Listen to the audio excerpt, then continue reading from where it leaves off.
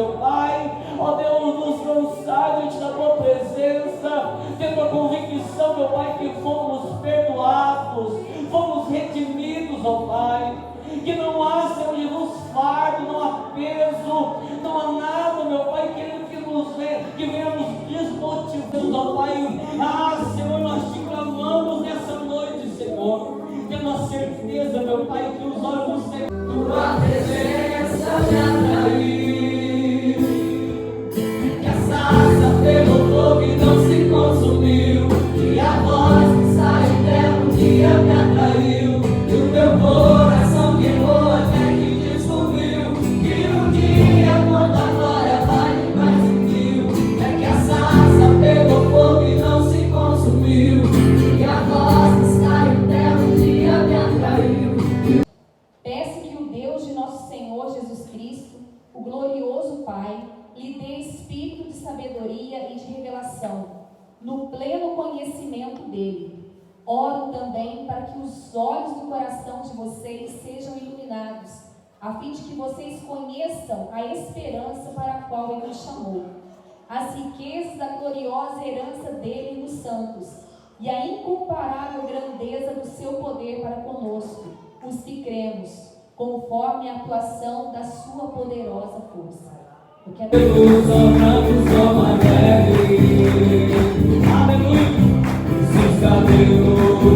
Seus cabelos são brancos como a neve,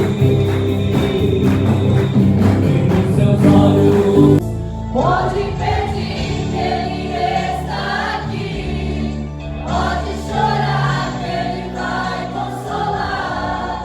Ele entende seu pranto e atende, pode acreditar. Pode estender suas mãos para o céu. Ele é amigo, ele é justo e fiel. Faz impossível se torna possível. milhões de pessoas, padeceram, aquela situação deplorável.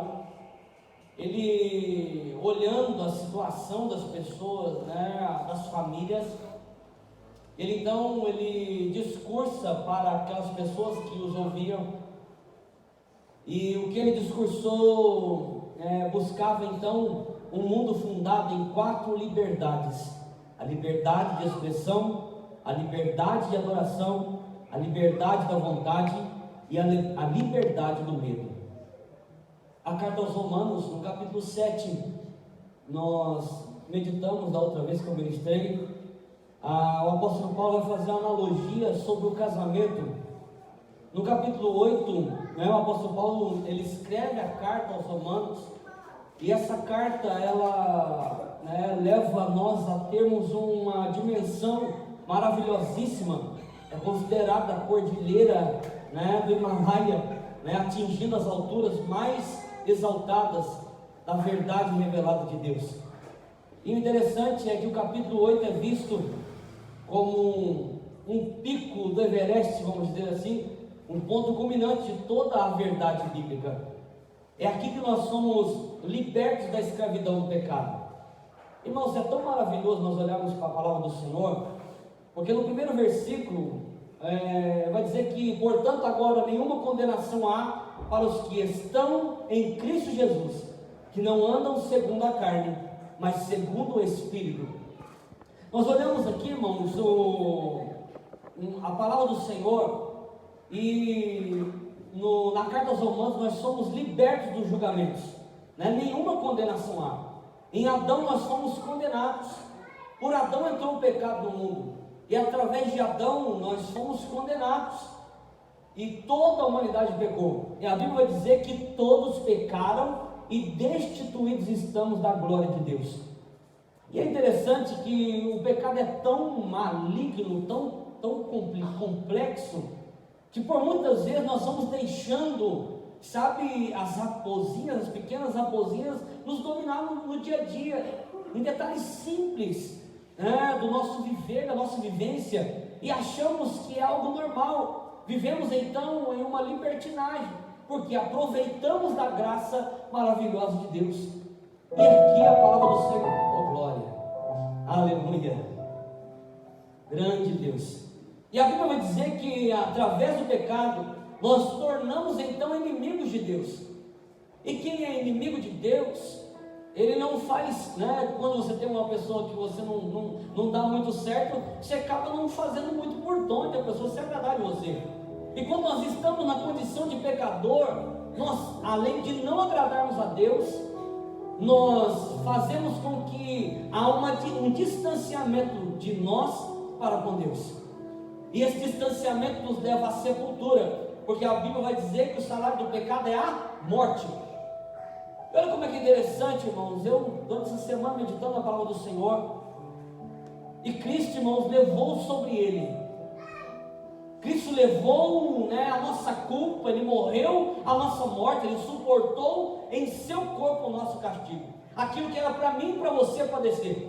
Aleluia, Ele padeceu. Ele bebeu sozinho o cálice da ira de Deus que deveríamos beber. Aleluia, satisfez as demandas da lei em nosso lugar. Ele nos justificou diante do trono de Deus. Por isso agora nós estamos livres de toda condenação. O que nós temos visto hoje na sociedade, irmãos, é assim: as pessoas pecam e automaticamente o inimigo, por condenar, porque Deus não te condena, porque o teu pecado que você cometeu, aquilo que você comete e aquilo que você ainda vai cometer, já foi perdoado. Então o que te condena é o inimigo que te condena todos os dias, porque você comete algo que não agrada a Deus, ele vem e fala assim: você vai adorar, mas você fez tal coisa errada. Quem aqui já ouviu essa vozinha? Você vai na igreja? Não acredito. Eu não acredito que você vai. E consequentemente nós vamos nos afastando de quem é perdoador. Irmãos, essa semana eu estava em colapso, né?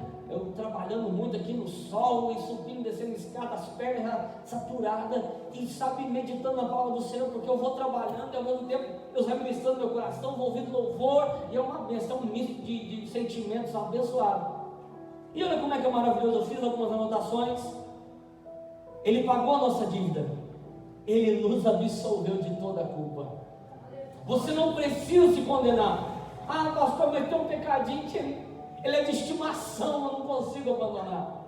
Irmãos, aquele que é filho, ele nunca vai sentir paz quando comete o pecado. Sabe por que eu falo? Porque todas as vezes que a nossa mente vaga, o Espírito Santo que habita em nós, ele é como uma campainha na nossa mente. Você acaba de fazer aquilo que não agrada a Deus, o Espírito Santo de Deus brada no seu coração e fala assim: meu filho, ei, não é por aí. Não é assim com você? Comigo é assim, irmãos. Então você não precisa se culpar, porque é normal, irmãos. A lei, ela mostra o pecado, ela é um raio-x. A lei veio para mostrar o pecado, mas ela não tinha poder de te libertar dele, ela não tinha poder de fazer nada. A lei é maravilhosa, irmão. Ela é perfeita, ela é agradável. Só que para nós que somos pecadores, ela não tinha serventia nenhuma, sabe por quê? Porque ela não podia resolver o nosso problema. O nosso problema é o pecado que entrou em Adão. Mas Cristo Jesus verteu sangue na cruz do Calvário para a remissão dos meus e dos seus pecados. A lei é boa, ela é santa, ela é pura, mas nós somos pecadores e lamentamos por isso, né? A lei identifica o problema, mas ela não pode resolver. Aleluia. Mas Cristo, porém, sendo nosso representante, aleluia, glória a Deus, aleluia, Ele foi o nosso fiador substituto. Ele pagou o preço, irmãos, aleluia. Ele obedeceu a lei por nós e morreu por nós. Agora não há condenação nenhuma para aqueles que estão em Cristo. Irmãos, estar em Cristo é estar seguro, é estar na sua zona de conforto, sabia? Porque mesmo que eu venha falhar, eu sei que eu tenho alguém que verteu sangue por mim. E nós precisamos valorizar esse preço. Hoje é comemorado o Dia dos Pais. Nós, como pais da terra, queremos dar o de melhor para os nossos filhos, não é assim? A Bíblia vai dizer que, qual é o pai? Que o filho pedindo pão, nós vamos dar uma serpente? De maneira nenhuma. Nós que sendo maus, sabemos dar boas coisas aos nossos filhos, e nosso Pai Celeste. Meu irmão, a palavra de Deus ela é maravilhosa. poderosa, ela nos confronta todos os dias. E o que mais me deixa, sabe, aliviado, aleluia, é que a lei não pode me manter prisioneiro mais. Ela me mostra onde eu falho.